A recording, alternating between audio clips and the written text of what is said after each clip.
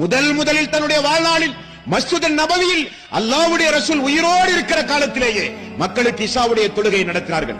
தக்பீரில் மக்கள் எல்லாம் அந்த அபூபக்கர் சித்திக் அவர்களை பின்தொடர்ந்து நின்று கொண்டிருக்கிற காட்சியை வீட்டினுடைய திரைச்சீலையை அகற்றி ரசூலுல்லாஹி ஸல்லல்லாஹு அலைஹி வஸல்லம் அவர்கள் பார்த்து சிரித்தார்கள். மூன்றாவது முறை மயக்கமுற்று எழுந்து அவர் பார்த்த காட்சி அந்த காட்சி.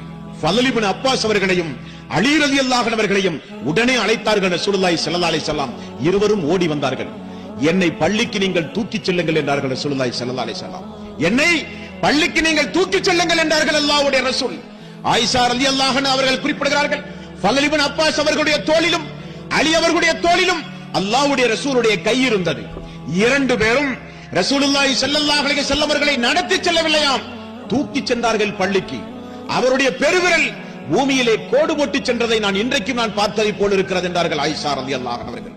முன்பின் பாவம் மன்னிக்கப்பட்டவர், மறுமை நாளில் அல்லாஹ்வுடைய அனுமதியோடு நமக்காக வேண்டி பரிந்து பேசுகிறவர், மக்காமே மஹமூத் என்கிற உயர் அந்தஸ்தில் எழுப்பப்படுகிறவர், இறுதி நபி என்கிற அந்தஸ்தை பெற்றவர், உலக பொதுமறை வழங்கப்பட்டவர், நமக்காக வேண்டி அல்லாஹ்விடத்திலே பரிந்து பேசுகிற முன்பின் பாவம் மன்னிக்கப்பட்ட நபிகள் நாயகம் ஸல்லல்லாஹு அலைஹி வஸல்லம் கடைசி நேரம் வரை மக்களால் தூக்கிக் கொண்டு செல்லப்பட்டு தொழுகையை நிறைவேற்றினார்கள் என்றால் அந்த தூதரை பின்பற்றுகிற சமுதாயமாக நாம் இருந்தால் தொழுகையை எந்த காரணத்தை கொண்டும் நாம் விடமாட்டோம் சகோதரர்களே.